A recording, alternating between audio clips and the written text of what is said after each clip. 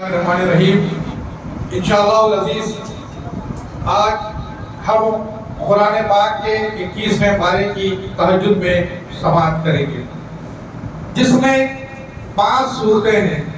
سورہ عنکبوت کی آخری 5 آیات پڑھی جائیں گی، سورہ روم کی 7 آیات، سورہ لقمان کی 34 آیات اور سورہ سجدہ کی 30 آیات اور سورہ الاحزاب کی 30 آیات انشاءاللہ تعالی آج آپ مکمل 189 آیات 21ویں پارے میں سماعت کریں گے، جس میں رب الجلال والاکرام سب سے پہلے سورۃ العنکبوت کی 45ویں آیت آئے گی، جس میں کتاب وحی کی تلاوت اور نماز کو قائم کرنے کا حکم دیا گیا ہے، کیونکہ نماز فحش اور منکرات سے روکتی ہے۔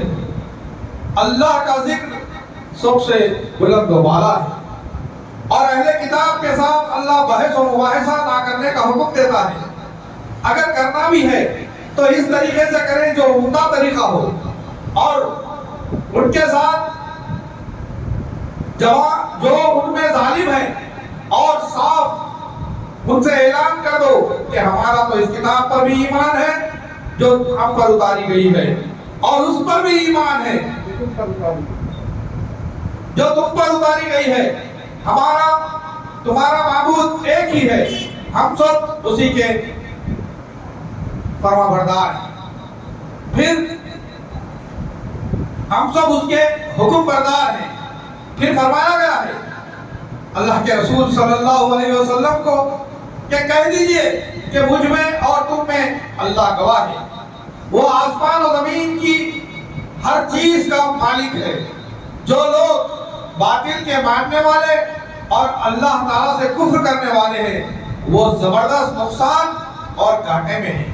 پھر خبر دی جا رہی ہے کہ یہ مشرکین عذاب طلب کر رہے ہیں، اس کا ہم نے وقت مقرر کر دیا ہے، اپنے وقت پر آ کر ہی رہے گا، بے شعوری کے عالم میں یہ آئے گا۔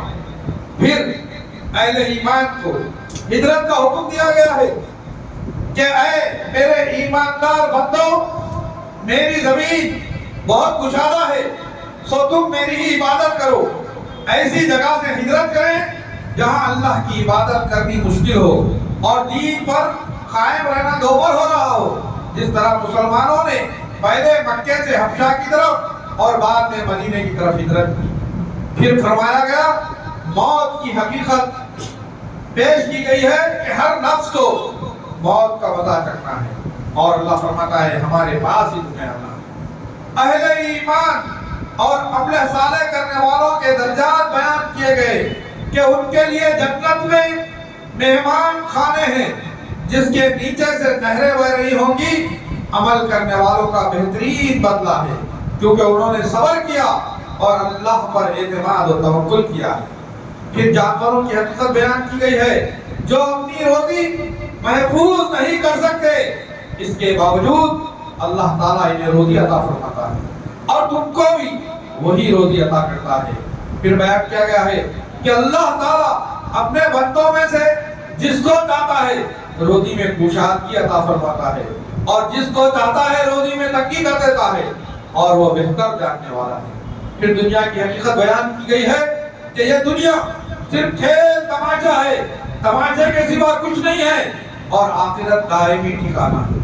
انسان فطرت ناشکری بتائی گئی ہے کہ جب وہ کشتی پر سوار ہو جاتا ہے تو اللہ کے دین کو خالص کرتا ہے، لیکن جب سمندر کی مصیبتوں سے بچا کر ساحل سمندر پر امن کے ساتھ اتار دیا جاتا ہے تو اللہ کے ساتھ شرک کرتا ہے۔ پھر فرمایا گیا کیا یہ نہیں دیکھتے کہ ہم نے حرم کو بامن بنا دیا ہے، حالانکہ ان کے ارد سے لوگ اجک دیے جاتے ہیں، کیا یہ باطل پر تو یقین رکھتے ہیں اور اللہ کی نعمتوں پر ناشکری کرتے ہیں۔ پھر فرمایا گیا اس سے بڑا ظالم کون ہوگا جو اللہ تعالیٰ پر جھوٹ باندھے، یا جب حق اس کے پاس آ جائے تو وہ اسے جھٹلائے، کیا ایسے کافروں کا ٹھکانہ جہنم نہیں ہوگا؟ اللہ یہ سوال کر رہے ہیں۔ پھر فرمایا گیا کہ جو لوگ اللہ کے راستے میں کوشش کرتے ہیں، جدوجہد کرتے ہیں، اللہ ان ان کے راستوں کو کی مشکلات کو آسان کر دیتا ہے، چونکہ اللہ تعالیٰ محسنین کے ساتھ ہے۔ الحمدللہ یہاں آپ نے سورہ عنکبوت مکمل سماعت کر لی۔ پھر سورہ روم شروع ہوگی جس میں 60 آیات ہیں۔ یہ قرآن پاک کا 30واں سورہ جس میں 6 رکوع ہیں، 818 الفاظ ہیں اور 3388 حروف اس میں ہیں۔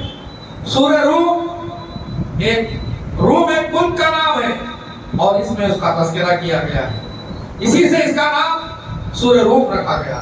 مسلمان مورخین اس سورت کا پس منظر یہ بیان کرتے ہیں کہ ایران کے بادشاہ خسرو پرویز نے 6013 عیسوی سے 6014 عیسوی میں ملک شام پر حملہ کر کے دمشق اور بیت المقدس پر قبضہ کر لیا، جو اس زمانے میں رومیوں کے قبضے علاقے میں شامل تھا۔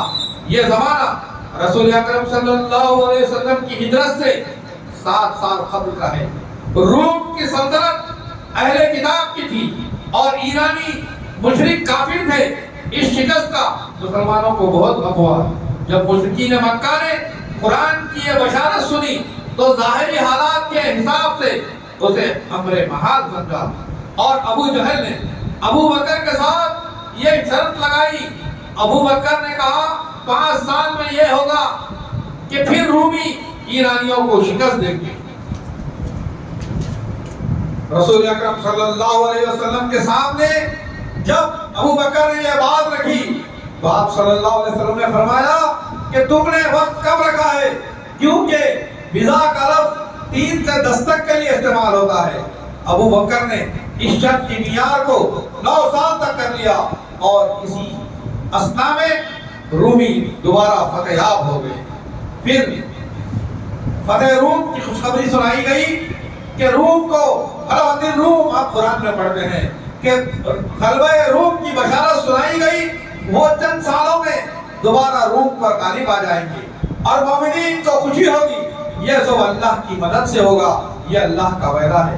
ایسا ہی ہوا کہ دوبارہ 9 سالوں میں رومیوں نے ایرانیوں کو شکست فاش دی اور مسلمان خوش ہوئے، اور رومیوں سے یہ ہمدردی اسی لیے تھی کہ وہ اہل کتاب تھے۔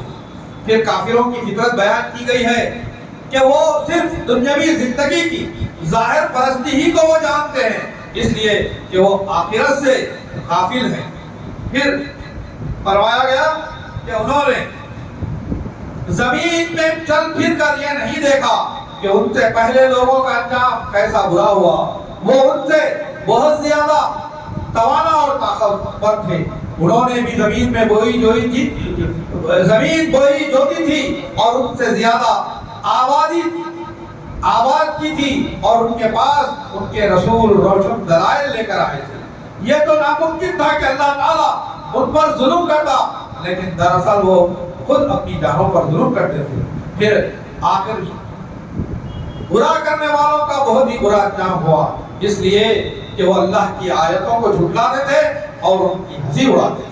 پھر فرمایا گیا جس دن قیامت قائم ہوگی اس دن جماعتیں الگ الگ ہو جائیں گی، پھر ایمان لانے والے اور عمل صالح کرنے والوں کو جنت میں خوش و خرم رہنے کی خبر دی گئی ہے۔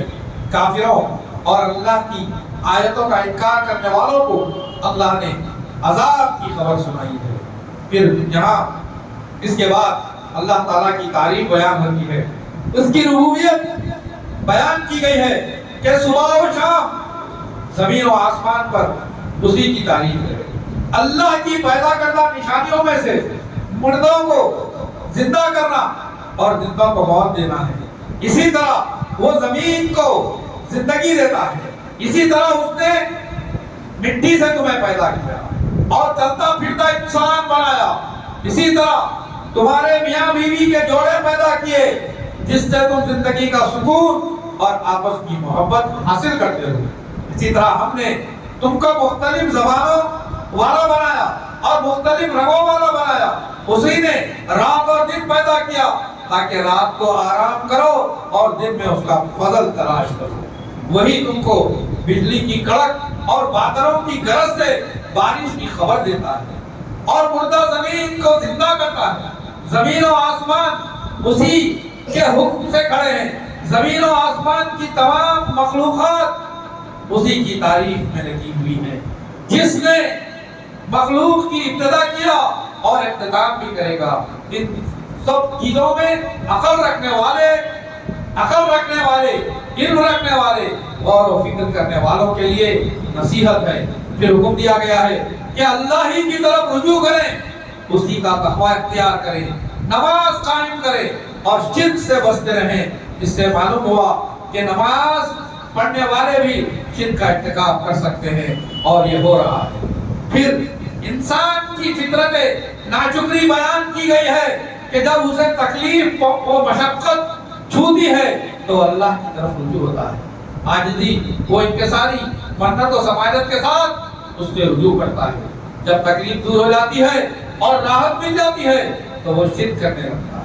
یہ انسان کی فطرت بیان کی گئی ہے کہ جب ہم اسے اپنی رحمت و برکت سے نوازتے ہیں تو وہ خوش ہو جاتا ہے، اور جب مصیبت پہنچتی ہے تو وہ اپنے ہاتھوں کو کھینچ لیتا ہے. اللہ ہی روزی میں کشادگی پیدا کرنے والا ہے اور روزی کو تنگ کرنے والا ہے. پھر حقوق کی پاسداری کا حکم دیا گیا ہے کہ اپنے مالوں سے اپنے رشتہ دار، مساکین اور مسافرین کا حق دو. اللہ کی خوشنودی کا بہترین ذریعہ ہے، اسی میں فلاح و کامرانی ہے. میرے بھائیوں، پھر سود کی برائی بیان کہ تم سود پر جو مال دیتے ہو یہ مت سمجھو کہ اس سے مال بڑھتا ہے. اللہ کے پاس اس میں خیر و برکت نہیں ہوتی، بلکہ جو زکات تم ادا کرتے ہو اس زکات سے اللہ کے نزدیک مال بڑھتا ہے اور اس کی خوشنودی بھی حاصل ہوتی ہے. کہ توحید ربوبیت کا اظہار کیا گیا ہے کہ وہی اللہ تم کو روزی دیتا ہے، پھر موت دیتا ہے، پھر زندہ کرتا ہے. کیا یہ کام تمہارے وہ معبود کر سکتے ہیں جن کو تم نے اللہ کا شریک ٹھہرایا؟ اللہ تمہارے شرک سے مبرہ ہے. پھر بتایا گیا ہے کہ سمندروں اور زمین کا شر و فساد یہ سب انسان کا اپنا کیا ہے تاکہ ایک دوسرے کے اعمال کا بتا سکیں، شاید اس کے بعد رجوع کریں گے. پھر رسول اکرم صلی اللہ علیہ وسلم کو خطاب کر کے واضح کیا گیا ہے کہ آپ مردوں کو اور بہروں کو سنا نہیں سکتے، کوئی بات بتا نہیں سکتے جبکہ وہ خود پیٹ پھیر کر چلے گئے. اسی طرح جو راہ راست سے بہت چکے ہیں انہیں راہ نہیں دکھا سکتے، آپ تو پھر ان لوگوں کو سنا سکتے ہیں جو ہم ایمان لے آئے اور ہماری آیتوں کو قبول کرتے ہیں اور وہی مسلمان ہیں. پھر فرمایا گیا ہے انسان کی تخلیقی کے مراحل بیان کیے گئے ہیں کہ وہی اللہ ہے جس نے تم کو کمزور چیز یعنی نطفے سے پیدا کیا، پھر اس کمزوری کے بعد طاقت جوانی عطا فرمایا، پھر اس طاقت و قوت کے بعد کمزوری بڑھاپا عطا فرمایا. وہ جسے چاہتا ہے پیدا فرماتا ہے، وہی صاحب علم اور قدرت والا ہے. پھر قرآن کی عظمت بیان کی گئی ہے کہ اس قرآن مجید میں انسان کو نصیحت کے لیے بہت سی مثالیں بیان فرمائی گئی ہے. رسول اکرم صلی اللہ علیہ وسلم کو تسلی دی جا رہی ہے کہ ان مشرکین اور کفار کی باتوں پر آپ صبر کریں، اللہ تعالیٰ کا وعدہ سچا ہے. یہ مشرکین اپنی حرکتوں سے آپ کو بے صبرا بنانا چاہتے ہیں. یہاں پر الحمدللہ سورہ نور اختتام کو پہنچی. پھر آپ انشاءاللہ سورہ لقمان آج 21ویں پارے میں سنیں گے. سورہ لقمان قرآن پاک کا 31واں سورہ ہے. اس میں 4 رکوع ہیں، 550 الفاظ ہیں اور 2121 حروف اس میں موجود ہیں. یہ سورت بھی مکی ہے، اس میں 34 آیات ہیں. لقمان ایک نیک اور صالح انسان تھے، ان کے نبی و پیغمبر ہونے کی کوئی دلیل نہیں ہے. قرآن کی پھر عظمت بیان کی گئی ہے کہ یہ محسنین کے لیے باعث رحمت ہے جو نمازوں کو قائم کرتے ہیں اور زکات ادا کرتے ہیں اور آخرت پر یقین رکھتے ہیں. یہی ہدایت یافتہ اور فلاح یاب لوگ ہیں.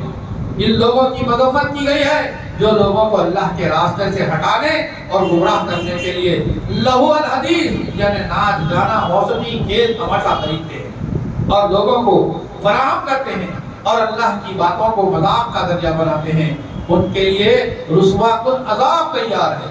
یہ وہ لوگ ہیں جب ان کے سامنے ہماری آیتیں سنائی جاتی ہیں تو پلٹ کر تکبر کرتے ہوئے سنی انسنی کر دیتے ہیں، ان کے کاروں پر گرا گزرتا ہے۔ انہیں رسواۃ العذاب کی خبر سنا دو۔ لہو الحدیث گانا، موسیقی اور ہر ناحق بات ہے جو اللہ کے ذکر سے لوگوں کو دور کرنے کا سبب بنے۔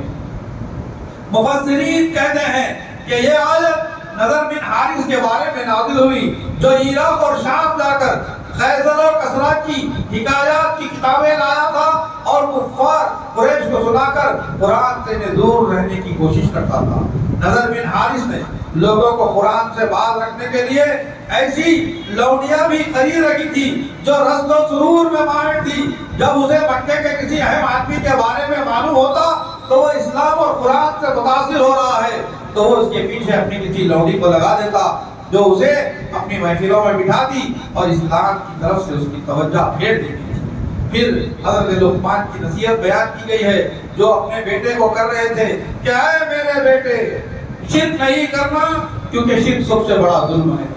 پھر حضرت لقمان نے اپنے بیٹے کو جو دوسری نصیحت کی، بیٹے اے بیٹے، شرک چاہے رائی کے دانے کے برابر ہو یا پہاڑ کے برابر، سب اللہ کے پاس آئے گا۔ پھر تیسری نصیحت حضرت لقمان نے کی، نماز قائم کرنا۔ چوتھی نصیحت کی کہ نیکی کا حکم دینا، برائی سے روکنا، مصیبتوں پر صبر کرنا کیونکہ یہ پیغمبرانہ کام ہے۔ لوگوں سے اپنے چہرے کو نہیں موڑنا، زمین میں تکبر کی چال نہیں چلنا، متکبرین کو اللہ ناپسند کرتا ہے۔ میانہ روی کی چال چلنا، نرم گفتگو کرنا کیونکہ اونچی آواز ندے کی آواز ہوتی ہے۔ ان نصیحتوں کے بارے میں کے درمیان بندے کو اللہ نے ایک اور یہ نصیحت کی کہ والدین کے ساتھ حسن سلوک کرو اور ان کی شکر گزاری بجا لاؤ، ان کی اطاعت کرو۔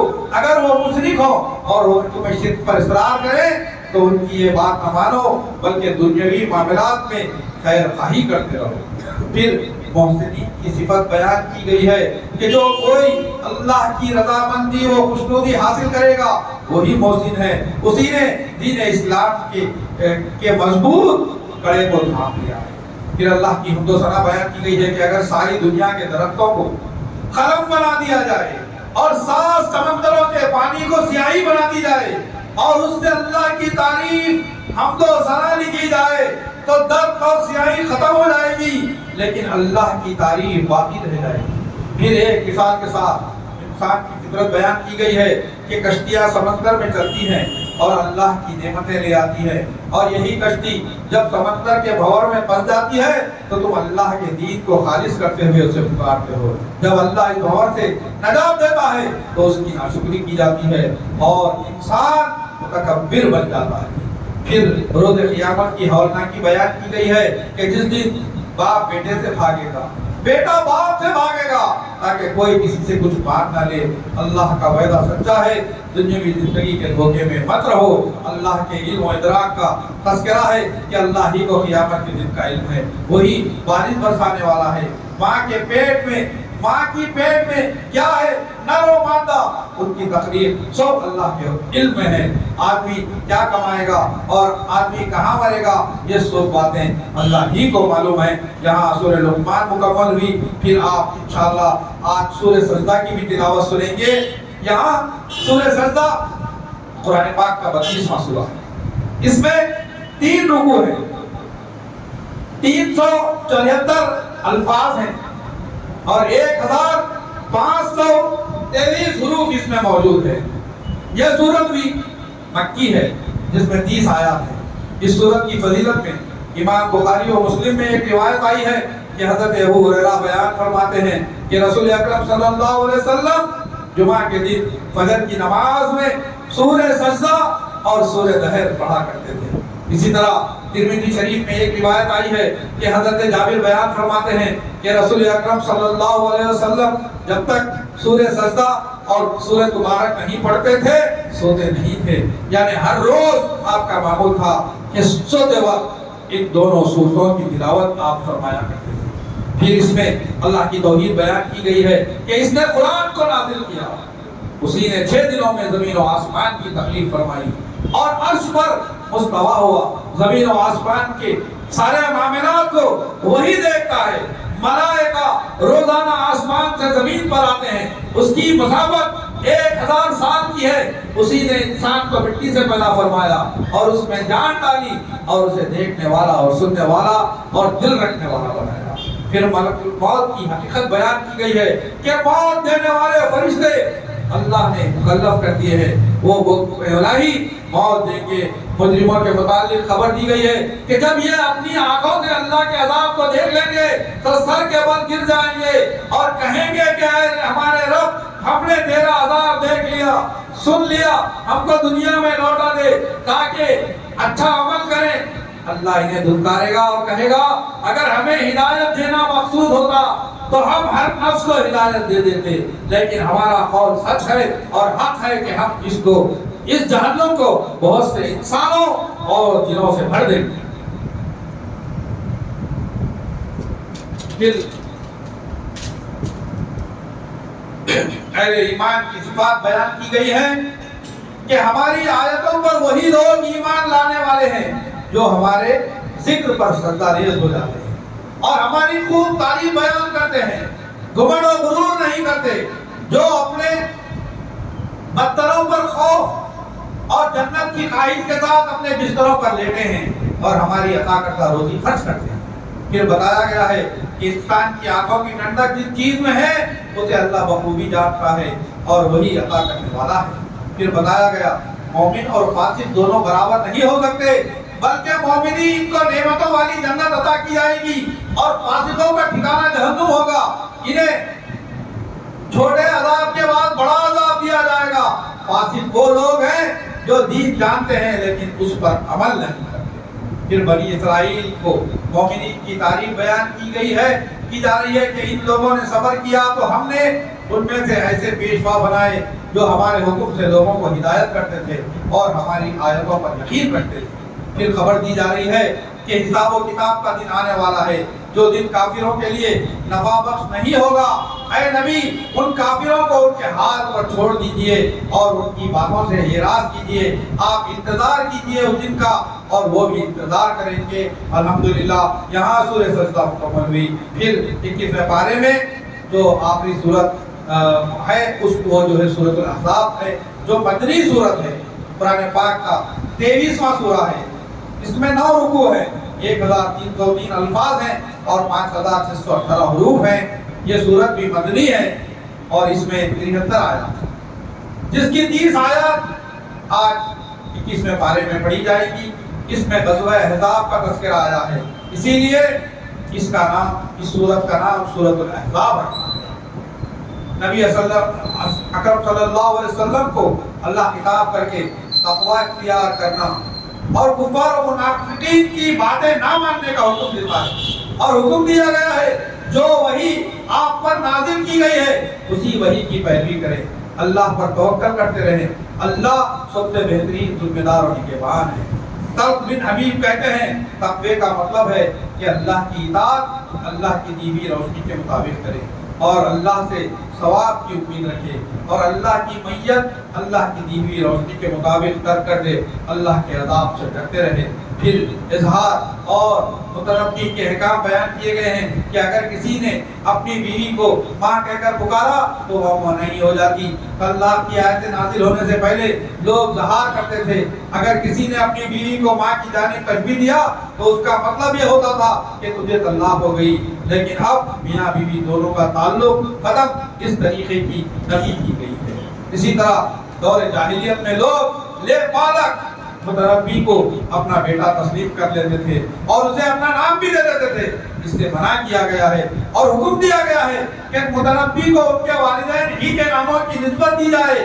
اگر ان کے والدین نامعلوم ہو تو تمہارے دینی بھائی ہیں لیکن بیٹے نہیں ہو سکتے۔ حدیث شریف میں آتا ہے جس نے جانتے بوجھتے اپنے غیر باپ کی طرف منسوب کیا اس نے کفر کا ارتکاب کیا، یہ بہت بڑا گناہ ہے۔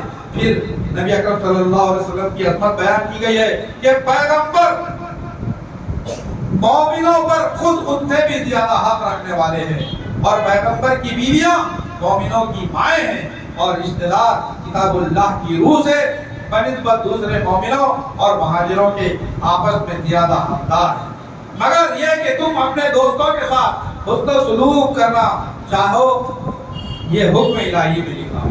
پھر جنگ احزاب کی حالات بیان کیے گئے ہیں کہ اس جنگ کو احزاب اسی لیے کہتے ہیں کہ یہود و مشرکین کے بہت سے قبائل مدینہ کا مکمل محاصرہ کر چکے تھے، جن کی تعداد 10,000 تھی اور مسلمان صرف 3,000 تھے۔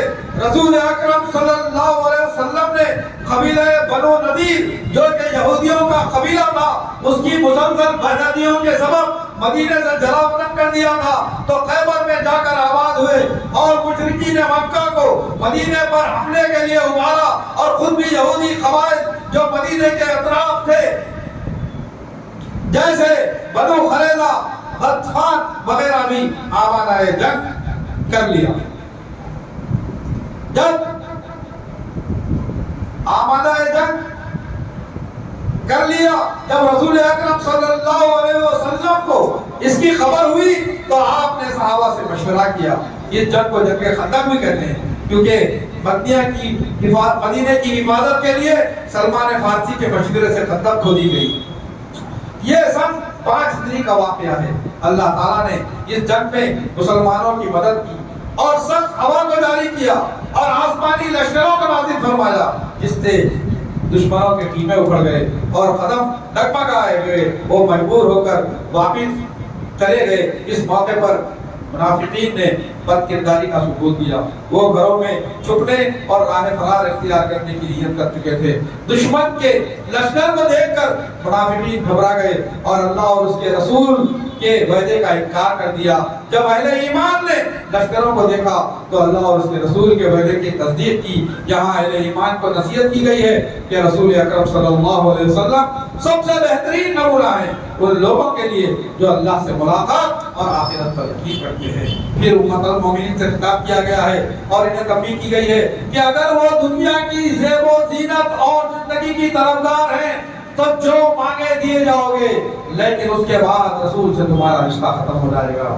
یاد رکھو پاک دامن کے لیے بڑا اجر مقرر کیے ہوئے ہیں۔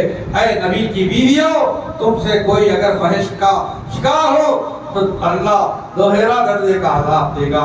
الحمدللہ یہاں پر یہ سورہ احزاب کی 30ویں آیت مکمل ہوئی۔ 31ویں آیت 12ویں پارے میں کل پڑھی جائے گی۔ اللہ تبارک و تعالیٰ سے دعا ہے کہ اللہ تبارک و تعالیٰ ہم تمام کو قرآن پاک کو سمجھنے، اس پر عمل کرنے اور اپنی زندگی میں اس کو اپنا منصور و دستور بنانے کی توفیق عطا فرمائے۔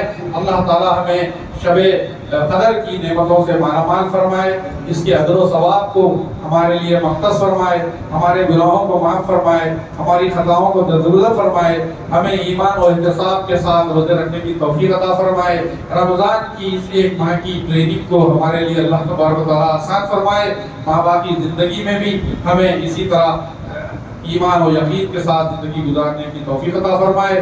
ہم تمام کے اگلے پچھلے تمام گناہوں کو معاف فرمائے، ہم تمام کی خطاؤں کو درگزر فرمائے، ہمارے گھروں میں خیر و برکت عطا فرمائے، ہمارے بیوی بچوں میں خیر و برکت عطا فرمائے، ہر قسم کے نزاع سے، ہر قسم کے تنازعات سے پاک صاف زندگی عطا فرمائے، ہم سب کی روزیوں میں برکت عطا فرمائے، ہم سب کے گھروں میں برکت عطا فرمائے، ہمارے مرحوم والدین کی مغفرت فرمائے، ہم تمام کے اگلے پچھلے تمام گناہوں کو معاف فرمائے، اور ہم تمام کو جب تک رکھے عزت سے رکھے، ہم تمام کا خاتمہ ایمان پر فرمائے، اور جب اس دنیا سے جانے کا وقت آئے تو ہم تمام کی زبانوں پہ کرنے دینے والا الہ الا اللہ محمد رسول اللہ جاری و ساری فرمائے۔ سبحان ربک رب العزت عما یصفون والسلام علی المرسلین والحمد للہ رب العالمین۔ انشاءاللہ 2 بجے تہجد کی نماز ہوگی۔ آپ تمام لوگ 4 گھنٹے کے اندر اپنی ذاتی عبادت، انفرادی عبادت کر سکتے ہیں۔ جزاک اللہ۔